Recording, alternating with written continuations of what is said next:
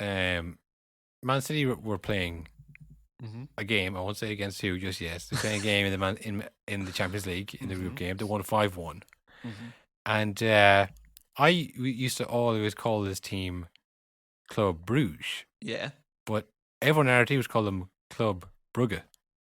No way. Club Brugge. You ever heard Club Brugge before? I thought it was always Club Brugge. It's Club Bruges. Isn't it in Bruges? Isn't that a place? Yeah, like the movie. I think it's in Bruges. It's not in Bruges. It's Brugge now. What? I think either. This is what was going on in our team. Maybe it's a practical joke they're all playing. They said it wouldn't be funny if we just pronounced it as it's spelt. But I'm guessing that's probably not what's happening. And I'm guessing it's probably... that's how... that's what it's called. It's pronounced Brugge. I have to Google. It's not called Brugge. Yeah. No, it's not. Because I looked up, I was like... I thought it was like, well, how do I spell Bruges? Where is Bruges? It's Brugges. Did they pronounce that as Brugges? No, I was there. They don't say that. Do you think that you were saying, oh, it's good, it's so nice to be in Bruges, and they were like, yeah, fine, it is. The word. How to pronounce Club Brugge by the American Pronunciation Guide on YouTube. Oh, well, they'll know. They'll know for sure. They'll know. Oh yeah, first question: is it Brugge or Bruggs? It's Club Brugge. They had a guy from the club there saying it. Club Brugge. Did you see actually doing this? No. No. What the fuck?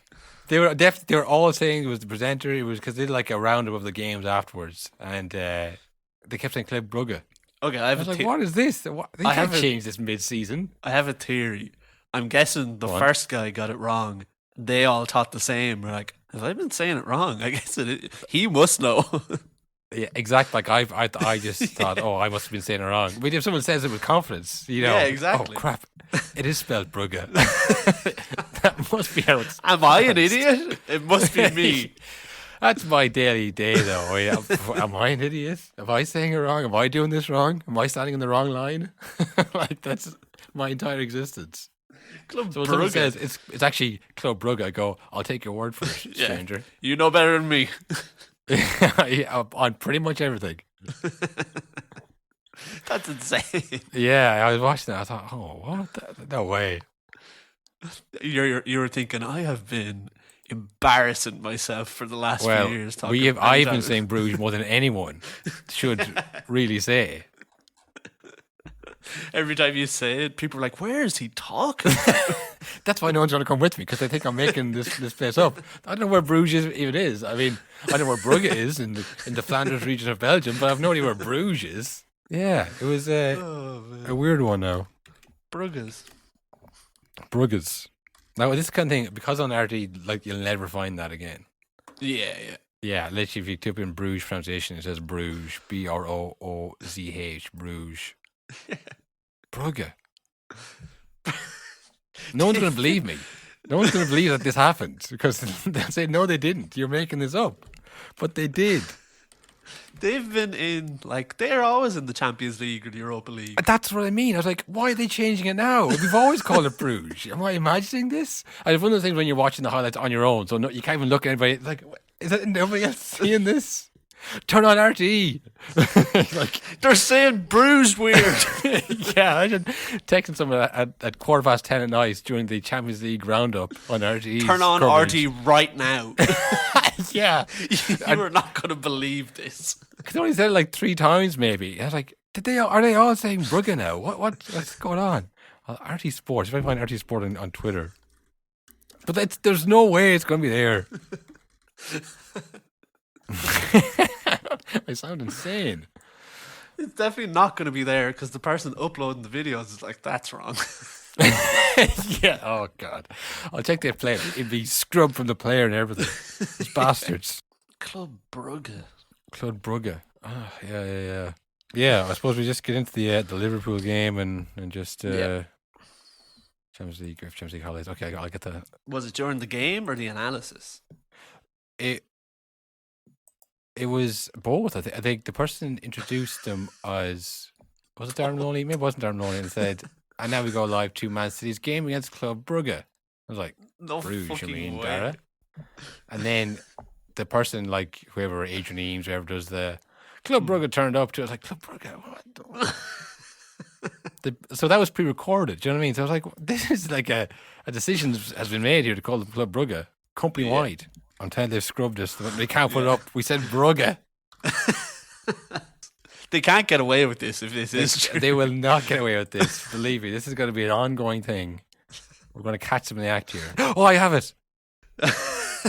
Starting Group A, PSG against Leipzig is coming up. But first, to the early kickoff of Club Brugge and Manchester City. The Belgian champions went Brugge! ahead of the visitors. He said Club Brugge. I did what? Let's say it again soon. Paris last time out. Commentary comes from Adrian Eames. Club Brugge have made an excellent start. What the fuck? They can't do this. They can't do this. You can't get away with this. What is this? Club Brugge. What is this? Club Brugge. Well, here is the Club Brugge team. Again? This is a conscious decision they've made to call it Club Brugge. Club Brugge. He said it even worse. He added an R. There's no R. He said Bruges with a hard R. What's he doing? What's he playing at? No, honestly, that is nonsense. Nonsense. All nonsense. But listen, I've been on that road before. Nonsense. Talking nonsense. Why? Why should we accept somebody talking nonsense? Like, what would you say? Just why are you talking nonsense about us? Why are you talking rubbish?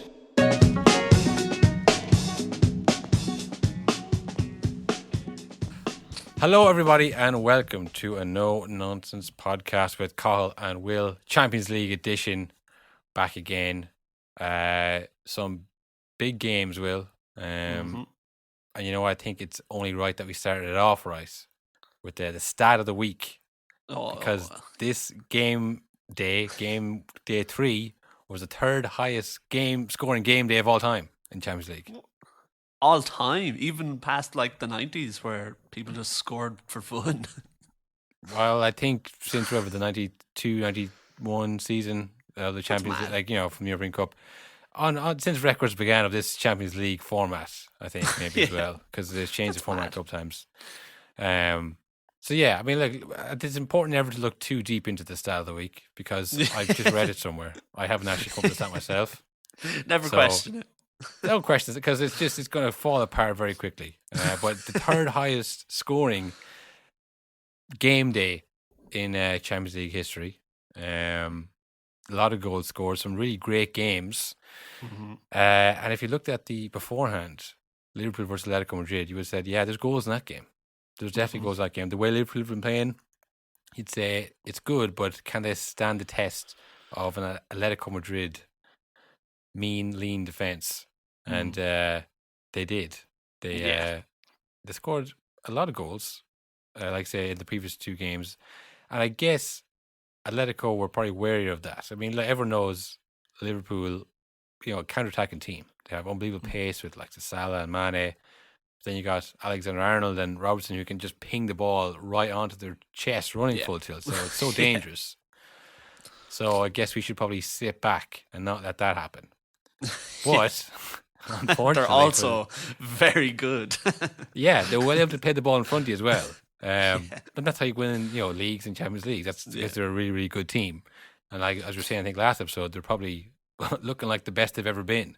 I think it was like 2 goals in 12 and a half minutes for Liverpool. One from Salah, took a little bit of deflection from Kondogbia, but I mean, he cut inside 3 different players. He did Everyone it knew again. He was going his left. No one can stop him at the moment. He's mental. Yeah, it's like Robin at his peak. It's the same thing. It's like, you know, he's going on his left, but you can't stop him. You know? And then it was an unbelievable goal from Naby Keita, the forgotten man, the man who never plays.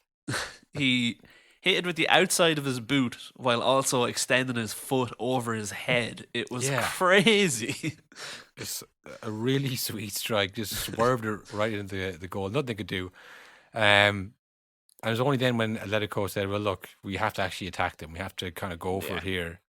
And that's that is the kind of the weak point of Liverpool is probably the defence a little bit. I mean, look, if you run anybody with the likes of Griezmann, Yao Felix, Carrasco, Lamar, like Atletico are a seriously good team as well. But I think what we've seen is you don't sit back against Liverpool. You have to at least go for it because they are going to score goals. There's not a lot you can do against those kind of players. Yeah, you have to try as well. Yeah, which makes for great viewing for the neutral, you know. Griezmann got 2 goals. The first one kind of like he just kind of flicked it off Koke. Koke had kind of a speculative pass into the box almost. Yeah. It was a weird one, and then I guess he put in a dangerous area. Will That's all you can do. all you can do sometimes is put into an area that can hurt them. And then the second goal was really great movement from Griezmann. Again, people are like, oh, he's back to his best and all this stuff. He put up some pretty good numbers with Barcelona. Yeah, he was never bad. And they nearly won the league last year. Yeah. So, I mean, he's still a really good player. The fee they got him for, you'd almost feel bad for Barcelona if they hadn't systematically bought all of Atletico's best players of the last few years. Think, well, that's what goes around comes around sometimes. That's what happens, yeah. Yeah, if you were Atletico, you'd save that pound of flesh as well. Like, yeah, actually, we'll just take one loan and maybe we'll buy him for nothing next year. How's things going for you? Have you able to turn the lights on yet? Yeah. So yeah, I mean, before the game, it was all about Klopp versus Simeone because they made that was the last game before lockdown. Yeah, that was the big one. The last Champions League game before. Well, he was kind of ramping up then because do you remember that clip of him coming out and people were trying to get high fives from the players. Get your fucking hands away. That seems like years ago. Yeah. That was, I guess it was 2 years ago, I suppose, almost 2 years ago. Is that back? Are fans back to touching people as they walk out, or is that gone forever now? I don't know. I think it varies on which country you're in. They're in obviously Madrid there last night. It's still pretty stringent in Madrid, and it's pretty rampant. Good thing that's not happening here, Will. Phew, close call. Good thing we're never going to go back into lockdown ever again. Look forward to that never happening. But yeah, I don't know. That was the last game, and you know it's like. We appreciate the dark. I wouldn't say we appreciate the dark arts, but we definitely recognise the dark arts on this show. I suppose it depends if England are playing or not. Yeah, whether they're good or not. Whether they're good or just a blotch on the sport. No, it's actually fine this time. Well, I think it's like if, like, say Burnley are using the dark arts against Man City. It's like, well, yeah, of course. The gap in quality, like, you appreciate it then, you can enjoy it then. Yeah. And even when it was Italy versus Belgium, it's like player for player, those Belgian players, a lot of them would make the Italian squad. So it's kind of like, the underdog using dark arts is one thing. Yeah. Klopp really hates it. Yeah, it really winds him up. He really hates the dark arts. I guess because he feels like he is kind of an underdog. Himself. So people use the dark arts against him. It's like, save that shit for Real Madrid. Don't do it against me. Little old me. Yeah. I think Atletico and Liverpool are pretty even in terms of like the money they spent over the last 2 years, where they kind of sit in their league, kind of third favourites in around that, so maybe that's what Klopp's thinking. We should just go with this, player for player, man on man, see who's best coach. Which Diego Simeone is kind of like, fuck off. I do not care. Yeah, I'm kind of more of a win at all costs type of football manager. I mean, it makes sense hating the dark arts if you have a squad that was fucking smashed with injury last season. You don't really want to come to a game where people are pulling every trick out of the book to knock people down and stuff. Yeah. And of course, all this was before the game, and then they put it off to a good start, and then let it go just through sheer power of will and grit, and then lots of talented ability, get it back. And then the dark arts, maybe they got a little bit too dark, maybe. Too artsy? Yeah. They got a bit too artsy with the dark arts? I don't know. But just jumped in the back of Jota's legs. It was like a clear penalty. It was one of the first times I've heard the commentator say, "Oh, that's a definite penalty." Normally they're like, "Well, we'll see." It looked at. He was like, "Oh yeah, there's no way that's not." Because with the replays and with VAR, like you could be proven wrong in about 2 minutes. So the commentators usually go, "Well, I don't know." No, he was like, "Oh, he chop blocked him in the back of the legs. He fucking took him down." I thought that was a definite penalty. They obviously felt, whatever, no way. Which, whatever, I suppose. Yeah. That's 3-2. And like I say, I mean, it was kind of end to end once Atletico started going for it, and then they both had chances. And Liverpool would have probably taken a 2-2 draw away from home at the start of the game, and even as the game was developing, it was like they get a goal here to get out of this environment with a draw would be pretty good. So when they got the win, then it was great. And then of course up the other end, Atletico have a call for a penalty. In my opinion, now no way it was a penalty. Yeah, I don't think so either. There was a little bit of contact, but then he jumped forward. It was a dive. It was literally why they call it a dive, as if you were diving into a pool. Like he jumped forward with both feet. It's like, it is a physical sport, a contact sport, which is what Atletico would have argued. But the reaction has to justify the contact. You know what I mean? Yeah, exactly. So it's just if it looks bad, that's all. It's like if you jump on the back of someone's legs, and they go down. Even if it was a case like if he really was life and death, he could have maybe stayed up or could have made more of an effort to stay up. But like if you get touched and you jump on the ground, it's like, well, there's no way that's a penalty, and that's exactly what VAR was brought in to say. Look, when I first thought, I was like, oh fuck, he's panicked here, and because it was Jota as well. Yeah. But like when you look back, he was nowhere near the ball. He knew that your man was behind him. He went, I'm not getting this ball. I'm going down. I'm going to dive. Yeah. So they didn't get the penalty, and but when you're Atletico, you think that was the same thing that happened to them. Yeah. They didn't get a penalty. I mean, if Jota had have fallen further and like maybe screamed when he got taken down, that might not have been a penalty either, because it could have been like, well, it wasn't that bad, so this is probably more on you. So when it goes up the other end and the guy goes flying over the same thing, it's not going to work. Like, I don't think Jota's going to get the ball, but I don't think he was even aware of your man coming the back of him. Whereas I think it was Jimenez was very aware of who was behind him and that he wasn't getting the ball, and you can see all this in the replay. That's why he wasn't given, I think. But the other big talking points, the other reason that Atletico might feel that they've been robbed is they're sending off. The high boot. Sending off. Yes, I'm glad you said that, Will. I'm glad you said the high boots. Because I was watching RT's coverage as we've discussed. And it was Richie Sadler and Didi Hamann. Now, Didi Hamann, obviously Liverpool great, won Champions League 2005, all that stuff. He was saying, no, that wasn't sending off. No way that's sending off. Richie Sadler saying it was sending off. And they're both using phrases like that. They're both using phrases like high boost and endangering a player, or no intention to injure a player, eyes on the ball, going for the ball. I was like, I recognize all these phrases, and they all seem correct. I've heard these. I've heard these used to defend the situation depending on which way it goes, and sometimes it goes one way or the other, But it's like, somebody must be right. Somebody must be right here. So I was like, you know what I'm going to do? Instead of just saying, what are the rules? I'm going to look up the rules. Oh, new segment. The rules are. Yeah.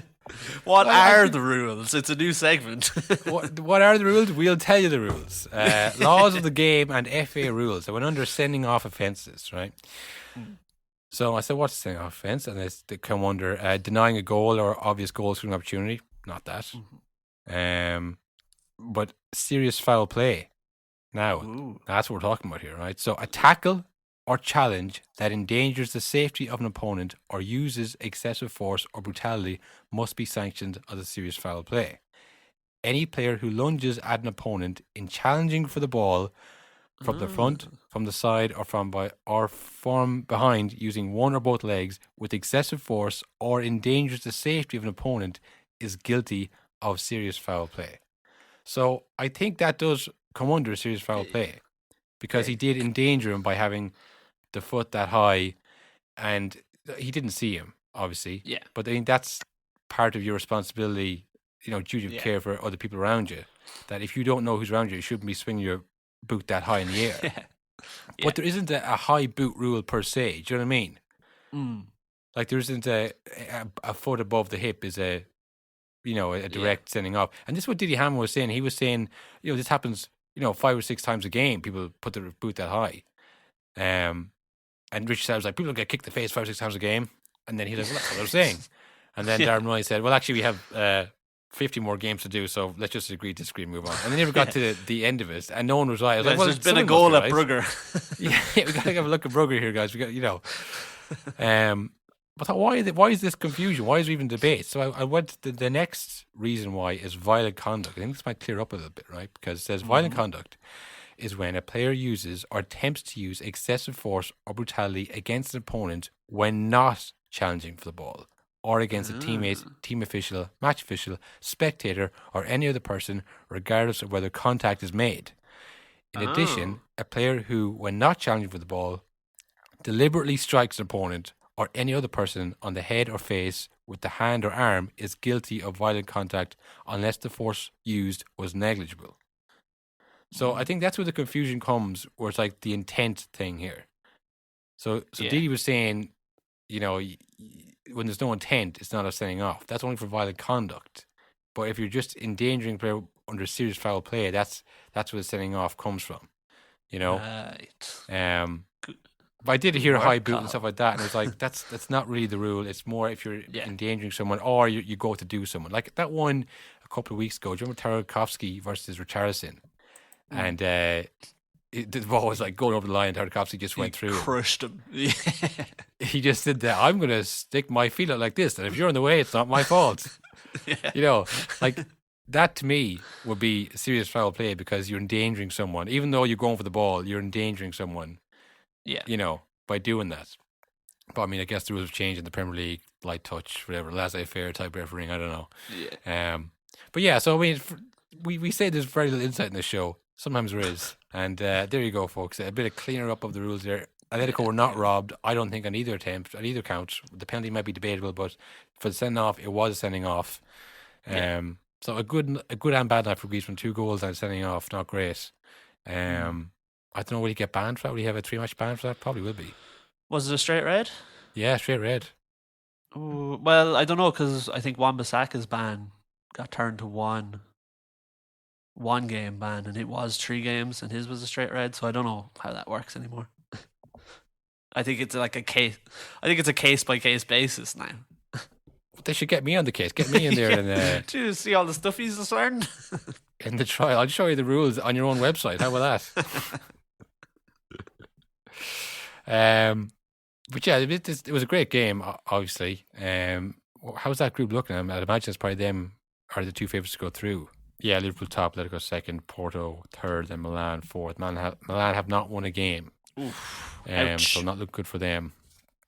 I mean, I guess at this point they're probably looking at Europa League at best anyway. So I mean, they're probably not too pushed. But yeah, no, it was a great game, very entertaining, I thought. The other game, then, I suppose, of real interest for maybe fans of this podcast, maybe not. Maybe we're not giving them enough credit here, but if you've been following Messi in Barcelona, you're always interested in how he does. And what a game that was! 2 goals for Lionel Messi. 3-2 win, PSG versus Leipzig. Tough group for Leipzig. That's the same group as Man City, where they got pumped by Man City. Yeah, and Brugge. And Brugge, yeah, Brugge as well. Not easy place to go or find on the map or pronounce. or exist. Right, stuff. Yeah, nothing. But yeah, did you see that? Did you see the PSG highlights? I did not. That was the one I missed. No. So you're not aware of what happened? No. Well, like I said, it was 3-2. Right, so Kylian Mbappe gets the first goal, our former intern, Kylian Mbappe. Then Andre Silva of Leipzig gets one back. And then Messi to the rescue. He gets a goal on the 6-7 minutes to bring back the 2-2 after Nordi Mukulele got a goal and put them 2-1 up. So Messi comes to the rescue. He gets a goal in 6-7 minutes. They get a penalty. Messi takes that one in 74th minute. They get another penalty. Messi on a hat-trick. Who do you think takes it? Oh no, I would Who do you assume. think said, actually, you know what? I think I'm going to take this one. This does Who would do sound. that? This sounds like the work of our former intern. This is the kind of stuff you used to do in the office all the time. Yeah. And of course, guess who missed that penalty? Not again. He missed it again. So it's like, all's well that ends well. They won 3-2. If they thanks didn't, to Messi. though, yeah. But like, you have to imagine from PSG's point of view, because they're marketing guys. They're Yeah. thinking on a wider scale. How great would it have been to have a Messi hat trick? Yeah. Instead You know? of the guy who every week is like, I hate this place. Get me out of here. I'll take the stupid penalty. I want to score a goal. I want to score as many goals as Messi has in this game, and then you miss it. It's like that's why he's Messi, and that's why you're Mbappe. I mean, it's just like, Are you going to give out about this one as well? now look, Messi's missed penalties in his career. I'm not saying that it was a definite goal for Messi, but all we know for a fact is that Kylian Mbappe took it, and he missed it. Now I don't even know if Messi said, you know what, Kylian. This one's Just, for you, so kid. Yeah, maybe he said, I don't want to steal this. I don't want to, you're clearly a easily discovered man here. I don't want to be listed to this for the next year, so maybe you take it. Yeah, which is even worse. Because, can you imagine Mbappe sulking like that, Messi winning a hat trick and goes, oh, fuck's sake. And you go, here, Kylian, Come on. you take it. And then, he takes it, he misses, and you go, oh, fuck. And then now Mbappe is like glaring at you. Why'd you make me take that penalty? This is your fault. You knew I'd missed this. Like, I know, I was trying to be not. What if it was Messi playing the long game? He knew he'd miss it, and he was like, "Hey, Mbappe, maybe you take this." Mbappe's like, oh, "Thank you so much, Messi." And the whole time he's thinking, "You're gonna fucking bottle this." Yeah, I don't know. Maybe it has come out. Maybe it hasn't. What the exact scenario is, but I just thought, of course, he just can't help himself. Like, he can't help himself. If he was Adam Ida, he'd never take a penalty again, according to his manager. He would have taken the first place. He would have known his role behind Timo Pukki. No, Timo, you're the man here at Norwich. So yeah, I just thought that was a funny little. Man, Mbappe is trouble, isn't he? A funny little development there at PSG. The way things have been going, I don't see them win the Champions League this year, I have to say. Yeah, I just think so don't too. get like a solid sense from them that this is a team who are just going to the motions here in the group stages and they're going to ramp it up as the season goes on. There's still, you have a penalty, I have a penalty. It's it's what we said. well, you could be captain today, it's your There's birthday. too many people, yeah. I don't know if you saw, actually, Wijnaldum was talking about not getting game time, which I think we predicted that, Yeah, well, there's too many players. A Wijnaldum type would come out and say, I think like a few weeks ago, he was saying I was expected to start more games. Hopefully as the season goes on, I will. And I mean, if you're not starting games yet, you probably won't. There's probably a reason. Yeah. So Yeah, I mean, the midfield was Verratti, Herrera and Idrissa Gueye, and Wijnaldum came on, actually. So it's not like he's not playing, he's just not starting, I suppose. Yeah. Donnarumma was also on the bench. They're sticking with Navas. Yeah, because they're being nice to him until his contract is up. Because Donnarumma is so young, it doesn't like they can keep him forever. So yeah, it's kind of like when they weren't playing Courtois at Chelsea when they exactly. had Czech. It's like, yeah, I mean, don't worry, Courtois is not going to go anywhere. What's the worst that could possibly happen here? Yeah, well, we're going to sell him to Real Madrid. Why would we do that? I mean, like, Wijnaldum isn't starting. Donnarumma's not starting. Ramos is always injured still. So, like, that whole flock of players they got in, I mean, that's three of them who don't really play many games. Has he made his debut yet, Ramos? I think he's played once or twice, but I don't know. It doesn't seem like he's playing too much. Yeah, I haven't heard much about him anyways, if he has played. Which isn't that's not like him. You'd hear something about a red card or a goal or something. I haven't heard of anyone getting assaulted during a game yet. Yeah, or some inspirational. It's like it's one or the other. It's inspirational moment or like embarrassment to his career. That he got sent off in the first 2 minutes or something like that, from 2 yellows. Yeah. But yeah, it's a very strong team, like say. But I just think like Neymar was injured obviously as well. Like the team they had playing. Without Ramos, without Neymar, without Donnarumma, without Wijnaldum. Yeah. it just feels like you'd want to have the best team playing all year and just to know each other inside out. When you get that many players in at once, it's hard to get them all gelled together. So I mean, I don't think there's anything massively that happened from those games. Ajax hammered Dortmund actually on Tuesday. Did you see that? 4-0. Yeah, seen that. Apparently Haaland is out for a while as well. Oh, he's injured now, is he? Think so. I think he's out for a month or something like that. Fuck. And Sebastian Haller. Yeah, the guy who wasn't allowed to play for Ajax last year. Remember that? Because I forgot to tick his box. The record signing, they didn't register him for last year. And I kind of thought at the time, like, yeah, it's funny. But at the end of the day, he's not that good, is he?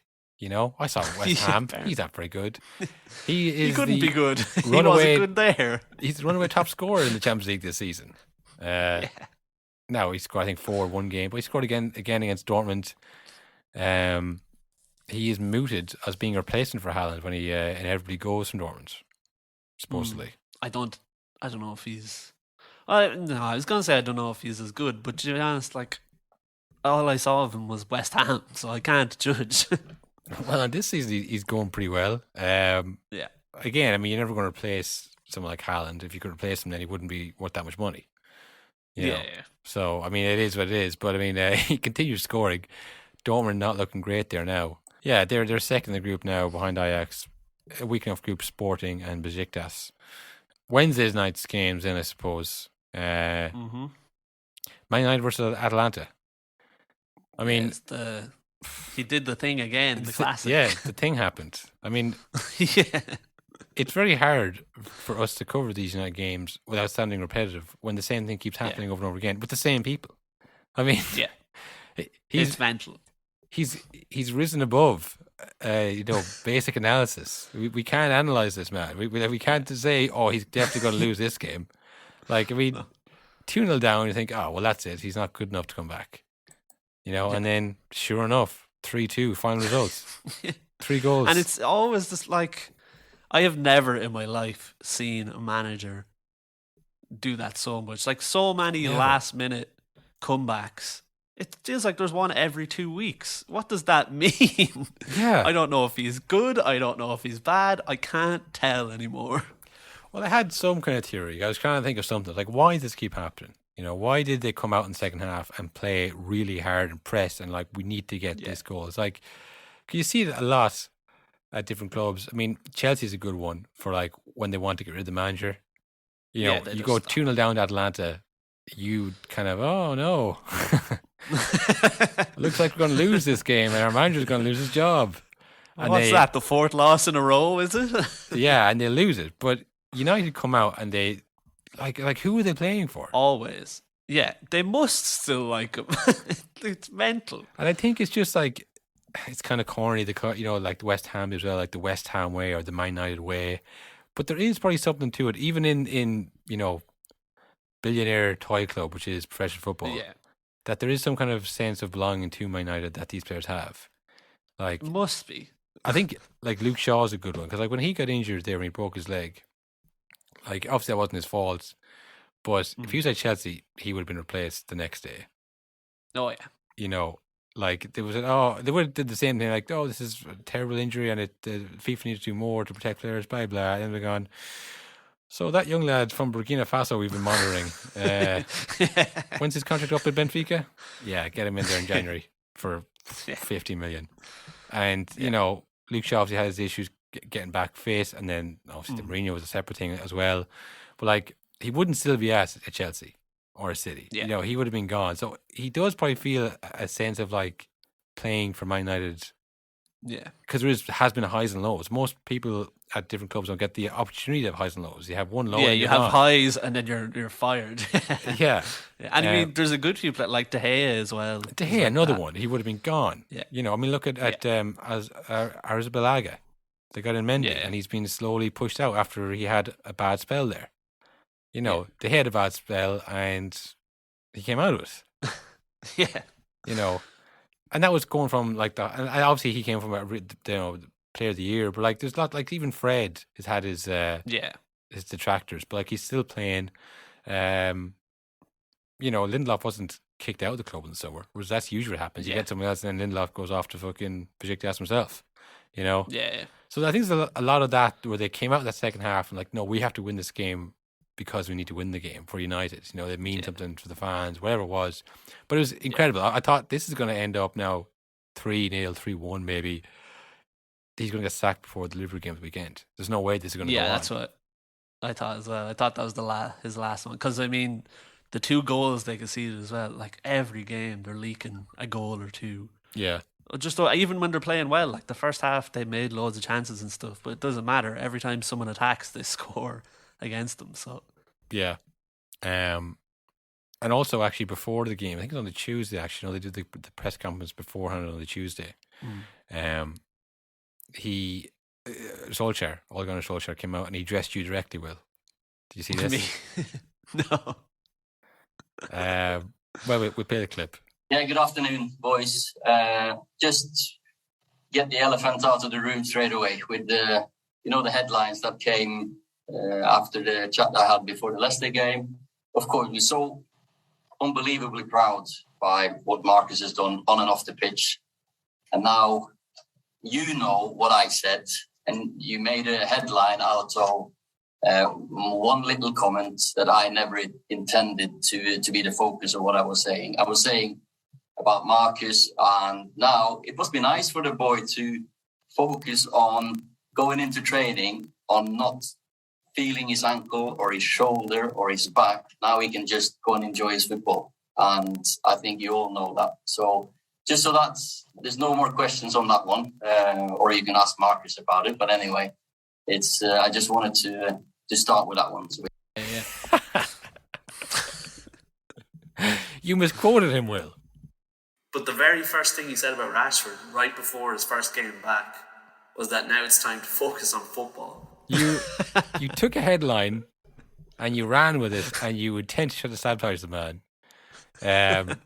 It was really, that was before the press conference even started. You just came out and said, before anyone says anything, I don't want to address what I said, but it was like when it was weird. It was like having a little schoolboy beside you. Now, I know what he said. I know what he think he saw me doing in the staff room, but what he actually... He's a very good boy. He's a very good boy. I think he's the best, But what he was wrong. He was mistaken in his mind what he said, That makes... Because when we were saying about that did seem out of character for him to be throwing players under the bus at all.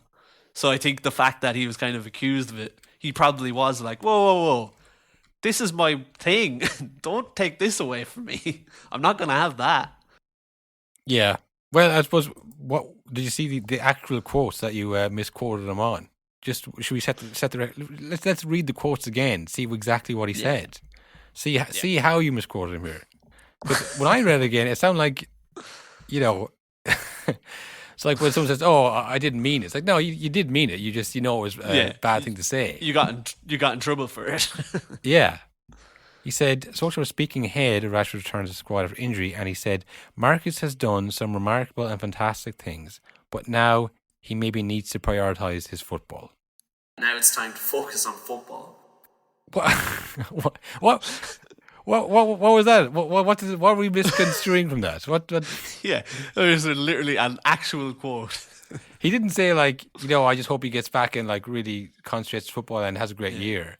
And then people said, oh, what? He's not concentrating on football. He literally mentioned the remarkable things and said, that's great and all, but you should do the football. So I don't know.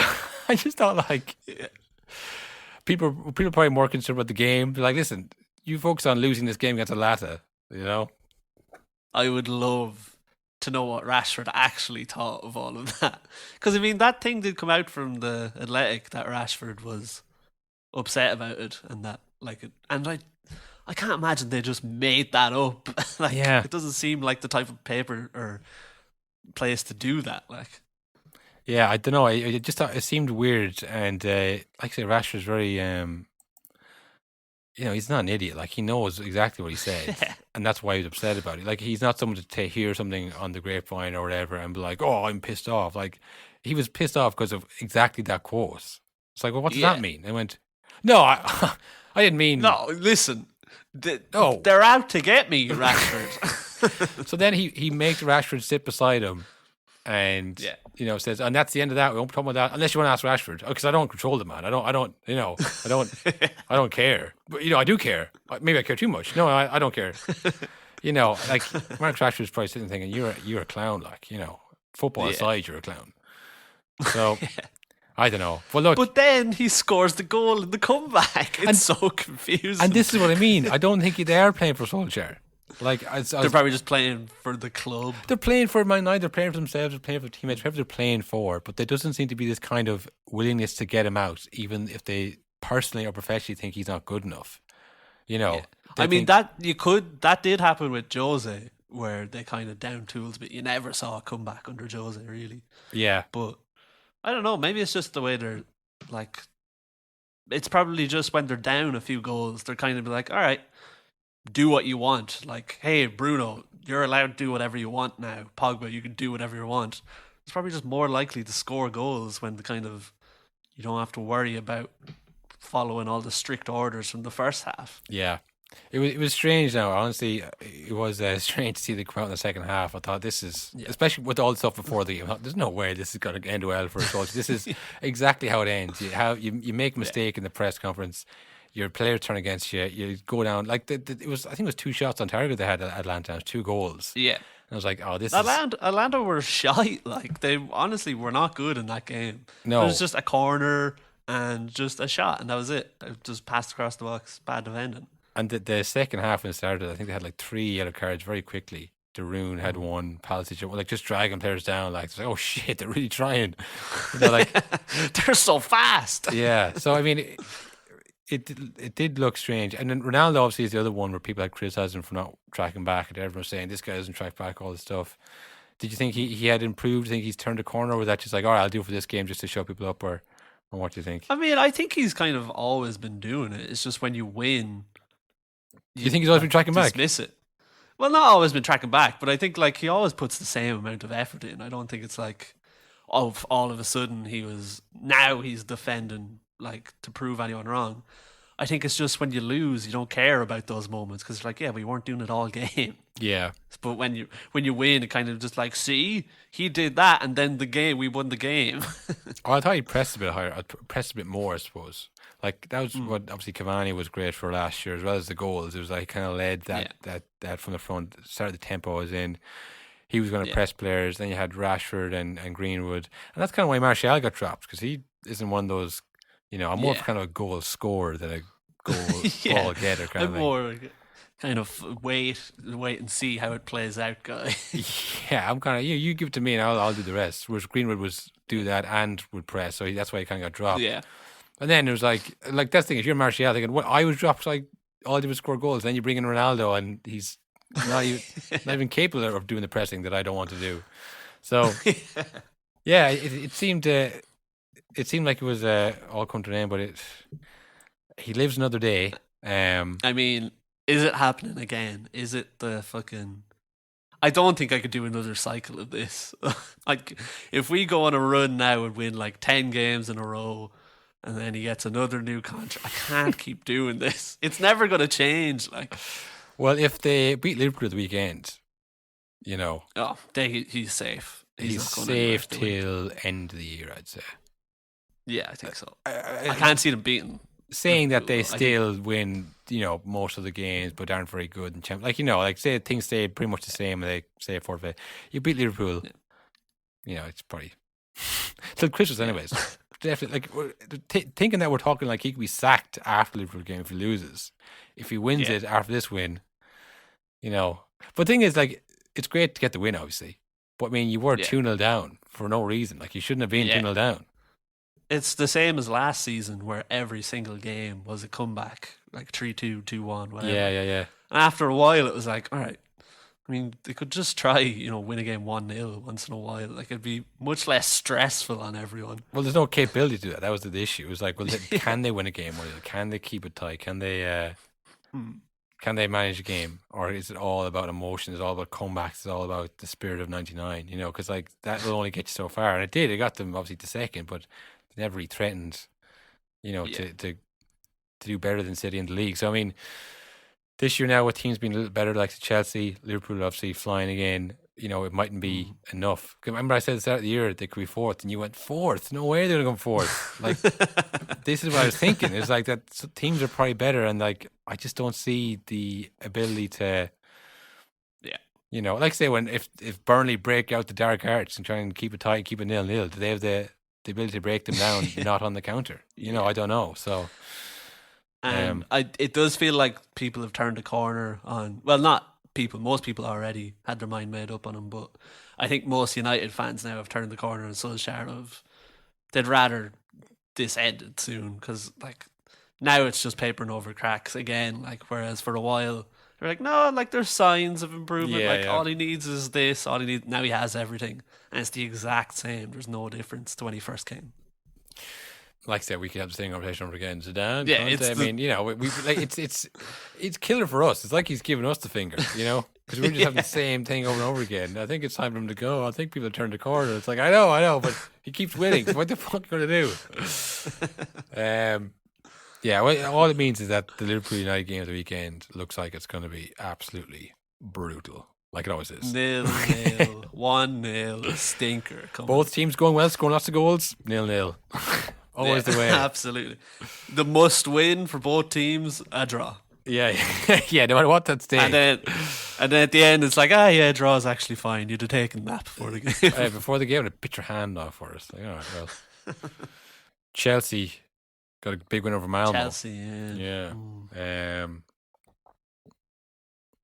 Injuries there for Timo Werner and Romelu Lukaku, which I don't know what that means, honestly, for them. I mean, as long as they have the defenders, they'll probably keep scoring goals. Yeah, who cares? Neither of them are scoring anyway. But it's kind of,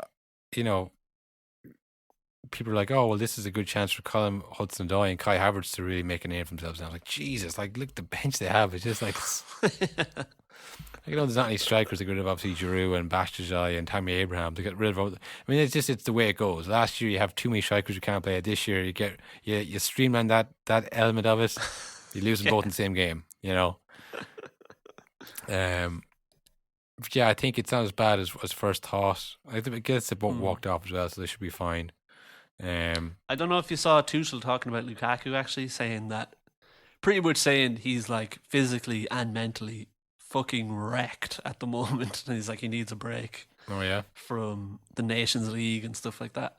So I think even if he is like, it's only a slight injury, I could see him maybe getting a game or two off, even if he's all right to play, just to give him a bit of a break. Maybe give him a couple of weeks off, maybe just to relax. Again, it'd be easier to do that if you had Timo Werner take his place, just to do that. But he kind of did a hamstring. Was no one near him, which is always like a muscle injury kind of thing. So that could be a while. But yeah, it's hard to feel sorry for Chelsea with that bench. Like, who came on from that side? Alonso, Saul Niguez, Callum Hudson-Odoi, Reece James, and Kai Havertz came on for them in a 4-0 win.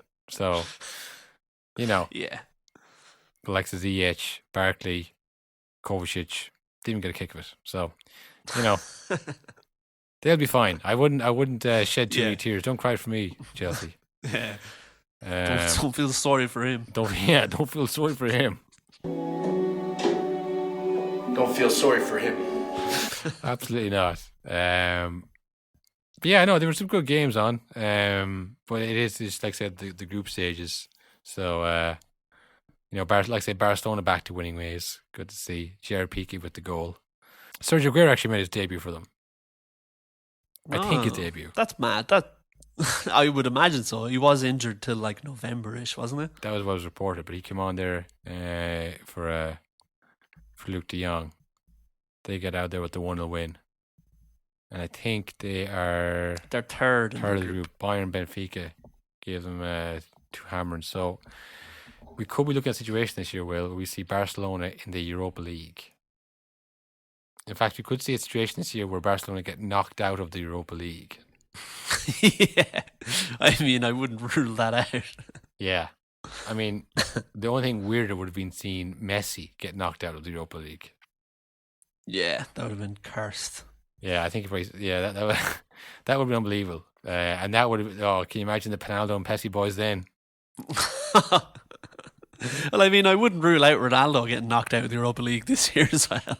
Jesus, yeah, that's true. Actually, was there anything else then? Any other tidbits? No, I think that's pretty much everything. Like I said, the big game of the weekend is Liverpool United. That's coming up. Always an anticlimactic game, no matter what Sky trying to package it as. Yeah, it never is good. What else do we have this weekend? Oh yeah, Chelsea are playing Norwich. Oh no! Our new patented off the dome preview where we just look at the games and call them out. I think this might be my new favorite segment. Arsenal Aston Villa. What do you think of that? Oh, that's a game. Two A's going at us. Yeah, Crystal Palace Newcastle. That's another game. Is the Premier League good? Because anytime we look at the fixtures, Rob's like, of course it's not good. It's never good. It's never been good. Leeds versus Wolves. Hey, that's a game, Will. Southampton, Burnley. West Ham, Spurs. That's a London derby. They hate each other, I'm pretty sure. Yeah. West Ham had a good win in the Europa League, actually. Yeah, I think so. They're doing quite well. Yeah, City, Brighton, Brentford, Leicester. United, Liverpool on the Sunday. That's the one to get drunk to, lads. Mm-hmm. Yeah. Actually, speaking of Leicester there a second ago, did you see Patson Daka is now their all-time European top goal scorer with 4, I think. No way. I think so, yeah. He scored a hat-trick last night. But how much has Jamie Vardy scored for them in Europe? I don't think he scored that much in Europe. He scored more than 4, surely. I don't think so. I'll look it up. Well, since 2016, they've qualified for Europa League at least every year, for Champions League. Fastest hat-trick in Europa League history. 4 goals in 9 minutes. Fuck, 4 in 9. Stop him. Somebody mark him. Patson Daka makes Leicester history in one game. There we go. Top goal scorer in Leicester's European history with all of his goals achieved in one game. Joint top scorer. So Jamie Vardy only has 4 goals since 2016 in 4 Europe. goals, yeah. Mm-hmm. Damn. Well, look, we start with a stat, we end with a stat. I think your stat's actually a bit better. It's actually a lot better. But yeah, we'll. I suppose we'll be back next weekend after this thrilling week of Premier League fixtures. I mean, we should just call it, Will. We should just call it United or Liverpool. Who's going to win it? Liverpool. Yeah. Trying to hazard a guess the score. I think 2-0. 2-0. I'm going to go with 3-1. Ooh. Yeah. Guaranteed. 3-1. Lock it in. And Ronaldo to storm off down the pitch at the end. How about that? Muttering to himself. Yeah, that's good. I mean, that's pretty generic at this point. It happens pretty much every single game he does, though. But I suppose another Man United legend, Will, just like Ronaldo, Steve Bruce. I kind of say that kind of like, oh yeah, he's a Man United legend, but he actually, I think he actually is. It just happened a long, long time ago, and all that anyone our age or our generation would see him as is the manager who's always about to be sacked. Yeah. That's all the bumbling, sad man. Yeah, the kind of incompetent, oh, poor Brucey. Poor Brucey, he doesn't deserve this kind of treatment. He doesn't deserve to be called cabbage head, fat, useless waster. That was probably the worst part where he's coming out with all this stuff. But I'm worried nicknames. And they'll listen up. The cabbage head one was weird. I was like, that doesn't seem like one that would bother me too much. Well, it wouldn't, I suppose, unless your head looks like a cabbage. Your head doesn't look like he must be very self-conscious of his head. Well, I remember when he was at Aston Villa, they started throwing cabbage on the pitch in protest of him. Oof, yeah. Because it was cabbage-like head, Will. So if that doesn't hammer it home. So it gives him Vietnam flashbacks. Well, I mean, it's just, I can't. I mean, does his head look like a cabbage? I don't think so. Well, it's kind of mushed a bit, the kind of the bumpy contours of a cabbage. That's kind of like his nose and his face, and then I'm looking up. Well, there is some pretty damning Photoshop. Yeah. I mean, look, people. This is the other side of it. It's it's big evil Saudi Arabians coming in here, taking our football clubs, and English managers getting kicked out. And it's, of course, Steve Bruce who does that kind of poor, sorry, puppy face all the time. That's all we know him from Sunderland to Wigan to where else he been at? He's been at loads of clubs, you know. And it's always ended the same way. Always in the same way of kind of like, well, thanks, Brucey, but you've done a terrible job. You've really fucked us. And like we were saying, I mean, it's all those clubs. Look at Sunderland where they are now. You know, like it's always other problems at the club. There's never enough spending. There's never enough whatever. But like at some stage, you have to say you're not a very good manager, Steve Bruce. 1,000 games in charge. How he's got there, I don't know. I mean, what's he? Yeah, but anyways, that's. I mean, Sam Maxwell was quite nice to him. You saw his statement on Instagram. You know, the kindest man I've ever seen, and it was quite a touching tribute. I don't think anybody thinks he's a bad person. I don't think anybody thinks he's a. No, I think everyone likes him. To be fair, anybody who seems to know him, he's just not very good. Yeah, everybody thinks he's a very nice man, but he hasn't been good anywhere he's gone. And like, how does Steve Bruce teams play?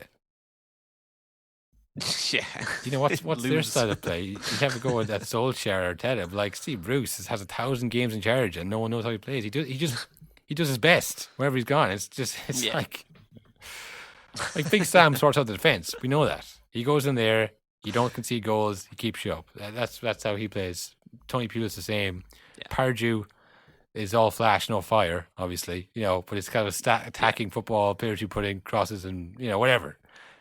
There's some kind of something you can grab onto. Steve Bruce, I mean, it's makes the best what he has. I mean, I've seen people saying like how poorly he's being treated by the new owners, like just getting rid of him because they want someone new in straight away. But like, to me, this seems like good owners staying immediately. Like, let's fix this problem now. Let's not wait until we go on a run of losing 10 games. Yeah, let's just fix it. I suppose it's... And as well, while people are talking about them, you'll get a better manager when you're like... People know there's loads of money to be spent. You're going to want to be the first one in. Yeah, well, maybe, I suppose. I mean, it kind of was like...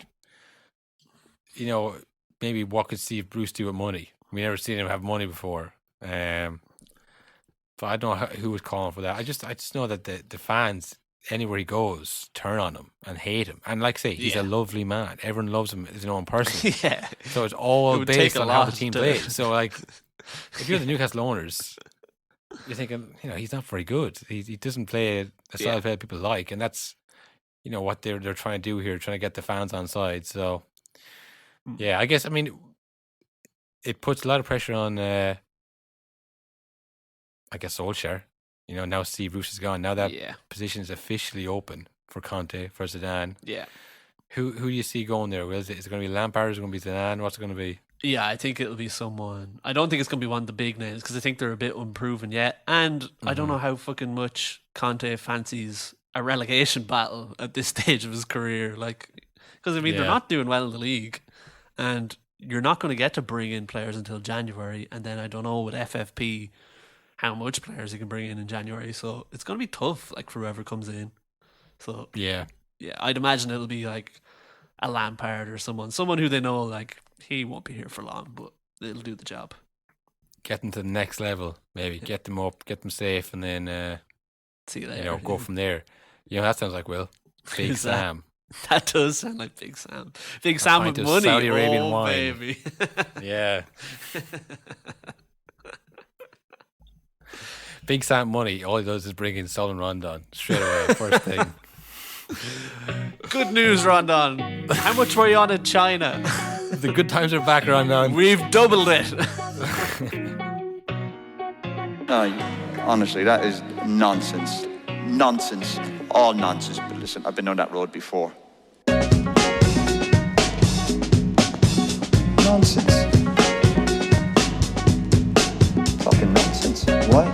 Why should we accept somebody talking nonsense? Like, what would you say? What are you talking nonsense about us? Why are you talking rubbish?